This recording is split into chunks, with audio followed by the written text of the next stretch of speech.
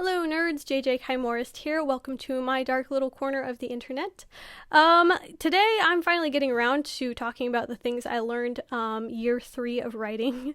I know it's already February and I was meaning to do this video last month, but you know what? Better late than never. So yeah, I have officially been writing for 3 years. I started writing in 2020. So yeah, these are some of the things that kind of humbled me over this year and some of the things that I'm really proud of over this year. But basically these are just the things that I've learned throughout the year. And yeah, just passing on some advice to y'all if you want to listen and follow along with me and maybe not make some of the mistakes that I have. Anyway, if you want to support what I do here on this channel, make sure you hit subscribe. Also, feel free to join my reader community. Go down to the link in the description and get signed up for that.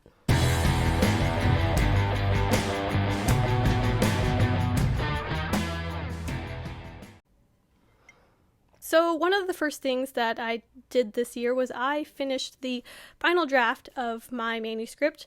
And this was the first time that I had ever gotten a manuscript down to a really polished version. Of course, I had written a couple of other books before this past one that I was querying this year. But I had never, I did revisions on them, but I had never done revision after revision after revision to get it into its most perfect condition that I could. So that was a huge accomplishment for me, and I'm really glad that I kind of just pushed through all the way through 9 drafts to get it kind of right, and so I guess what I learned from that experience was that it's just so satisfying to have something that is finished. I like to put air quotes because nothing is ever finished really, or it doesn't ever feel super finished.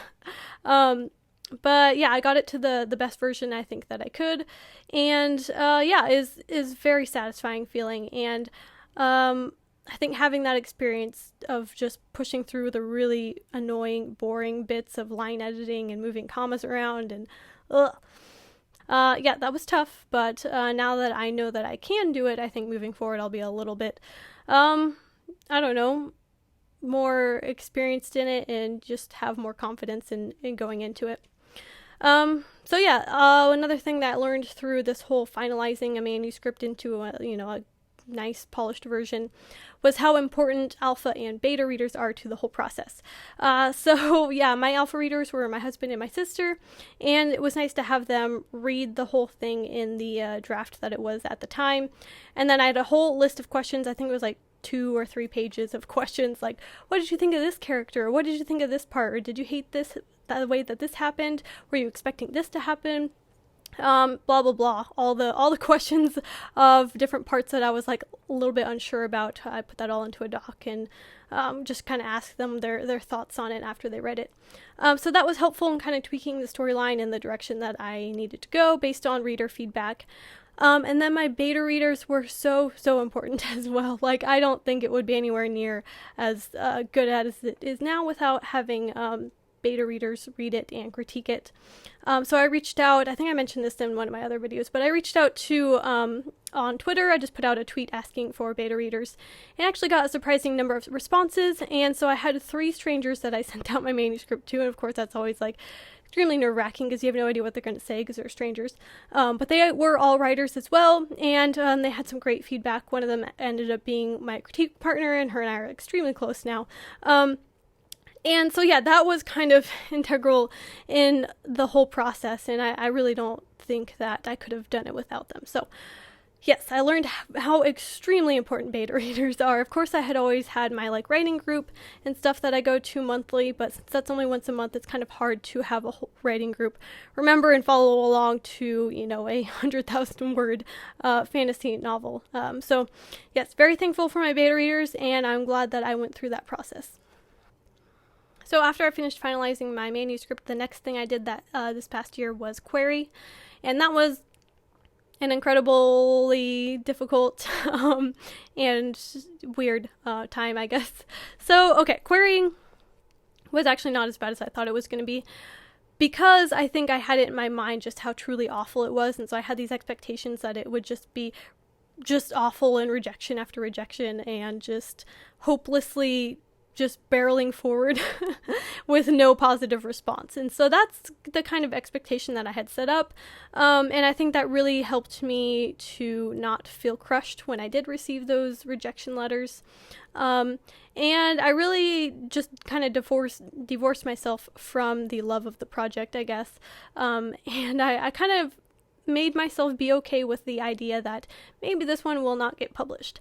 And I think because of that, I was really not stung by any of the rejections. Like, I didn't, like, of course it's disappointing when you open an email that you know is a response to your query, and this starts off with, "I'm sorry, but," and so that's always, not something you want to read, but it didn't really, like, hurt me. I didn't really feel the sting of the rejection.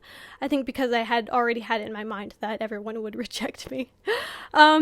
Anyway, that being said, do Twitter pitch contests. That's one thing that I learned this year, because the Twitter pitch contests are the only places where I got any positive response from my queries. Everyone that I cold queried were automatic, just form rejection letters. So if you want to hear about my whole querying process and how I got my publishing deal with Bo's Bookshelf, then you can go watch the other video that I did talking about me getting published and the whole process that I went through for that. I will link that somewhere up here. Anyway, yeah, the Twitter pitch contests were great. I really suggest, if you are querying, that you participate in those, because that is just, I don't know, it's really hard to get a positive response from cold querying, I found, or at least in my minimal experience so far. I didn't send out that many queries, so I guess I'm not like an expert on querying, but that's just been my experience so far.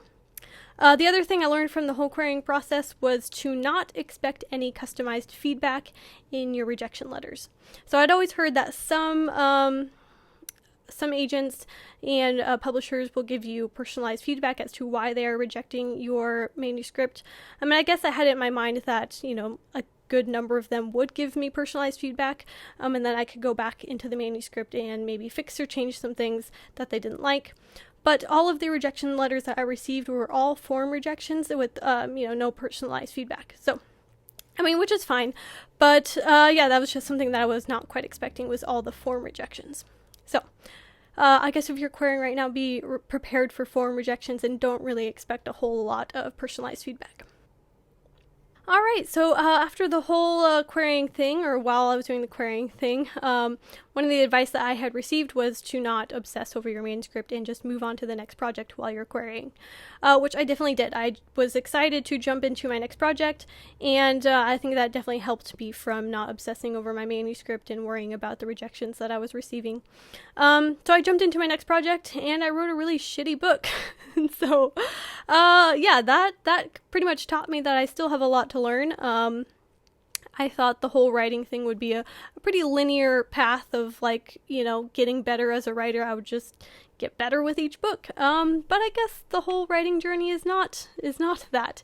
It is more of, some peaks and valleys along the way. So I thought that after I gave the book a few months that I would figure out what was wrong with it and know how to go back and fix it and turn it into a good book. But it's been months now, maybe more than 6 months, and I still have no idea what's wrong with it. So this might just be a book that ends up getting stuck in, buried forever and never seeing the light of day, which is fine. Yeah, I don't know. I think one of the things is that I didn't like writing a modern day setting. Like, I thought that I was going to make it so much easier on myself and not have to do all this crazy world building. I'll just set it in modern day and it'll just make my life so much easier. But I think I lost a lot of what I love about writing, is the world building and having this new intricate world that doesn't actually exist in real life. And so I think that was part of it. I also think that I was trying to write a horror novel and I might have accidentally ended up writing an urban fantasy novel. So I don't know. I think I was just very confused on my goals with it. And I think I don't know. It's a humbling experience. The one thing that I am happy about is that I think I am good enough at the whole writing thing to realize that it was a bad book. And not just keep blazing forward with it and trying to make it good when I didn't really know where I was going with it. So, yeah, I'm glad that I realized that it's not good and that I can just kind of leave it at that and not waste any more time on it. So yeah, that's another thing I learned this year. So one of the other things that I did this year was I finally opened my LLC. So I am officially Kymorist Media LLC, and I had been meaning to do it for a long time, but I didn't because, it doesn't really make sense to open an LLC until you're actually making money. And so I wanted to have some, revenue come in before I actually opened it in order to justify the money that it cost to open it. So now that now that I have been making like a tiny bit of money through YouTube and a little bit of money through the Amazon affiliate program, I decided that, it's finally time to open that LLC. And so opening the LLC itself did not take very much time, nearly at all. I'm glad that I went with a registered agent. I think that would be my advice if you're thinking about opening an LLC for your writing business, because a registered agent will, the way I understand, I don't know if this is even correct, but the way I understand it is that if you open an LLC and you don't have a registered agent, your address and your personal information is all public record, and anyone can go look up where you live. But if you have a registered agent, then everything is listed under their address, and so people can't come find you. Which, of course, being on the internet, I'm always a little bit scared of crazy people finding my address, and so it's a bit expensive to have a registered agent, I think, but yeah, I think it's worth it. Anyway, the whole setting up of the LLC didn't take that long, but what did take a long time was setting up my business bank account and all the other stuff that kind of goes along with, having a small business. I'm glad it's all set up now. I'm glad that I, have my own dedicated bank account for all of my business expenditure. One of the things that I learned with opening LLC, I learned this just recently since it's now tax season. I learned that if you are a single member LLC, then you are counted as an individual for your taxes. So when you're filling out your 1099 or whatever, online for things that are business things through Amazon and Draft Digital and things like that. Places where you're going to get paid, basically. You are counted as an individual, which I'm not really sure what that means for taxes, or I'm not sure how my tax return will turn out to be because of that. But we'll see after this tax season. One of the other new things that I did this year was working with editors. Something I learned was that a good editor is well worth the investment. They definitely go a long way into making your work look professional and presentable, and, saves you from embarrassment if you find some typo in something that you have out there in the world for people to consume. So I went back and I kind of went back and revised the reader magnet that I had on my website. Is this short fan fiction story, and I had never had it professionally edited. So I went back, revised it, had it professionally edited, and then re-uploaded it onto my website and everything. And I think it's much better, and I'm really glad that I did that because, I was sort of a point of stress in my life is thinking that there is subpar work of mine out there for people to read. So, I'm glad I did that, and, I'm glad I found editors that I really like and trust for all my future projects. So, that's one of the great things. I also learned how to accept and reject changes in a Word document, which I've never done before. So that was good to know because that definitely helps me when I'm working on my critique partners stuff that they send me, and I'm able to track my changes and anyway, learn how to do that because it's important, especially when you're working with your editor and they're sending you things, and they're sending you edits on your manuscript. All right, and then one of the last things that I did this year was I sold a book to a small press publishing house called Beau's Bookshelf. And yeah, I'm really excited about it. If you guys want to hear all about the whole story about how I got that publishing deal, and then I have a video that I did on it and you can watch. I'll link it at the end of the video. But yeah, something I learned that I talked about in that video was to believe in yourself and believe in your work. If you feel very strongly about something, then I think you can find someone who also feels that same way about that same thing. I think most of us artists and writers have a lot of self-doubt when it comes to decisions that we make with our art. And it was just very relieving to find someone who understood and agreed with me. So, yeah, believing in myself is something that I learned, and believing in my own judgment when it comes to writing. Of course, I don't want to take that too far, but yeah, that was something huge that I learned this year. Something else new that goes along with that is being able to talk with a publisher for the first time, like having a meeting where an offer is being extended was something brand new to me. So I did a lot of research, coming up with a ton of questions to ask the publisher as I was considering their offer. And I'm really glad I did that research to learn, like what kind of questions to ask and what things I should, hope to get in the contract and things like that. So that was extremely helpful in figuring out, what is the standard for small press publishers? What should I accept? What should I not accept? Things like that. And the last thing I learned about the whole selling a book thing was to be ready to write the sequel. So my first book, Trials for the Haunted, that I sold, is planned to be part of a trilogy. And of course, when I was writing the book, I kind of had a loose sort of outline as far as like where the other two books would go. But it was like a couple paragraphs worth in a note somewhere.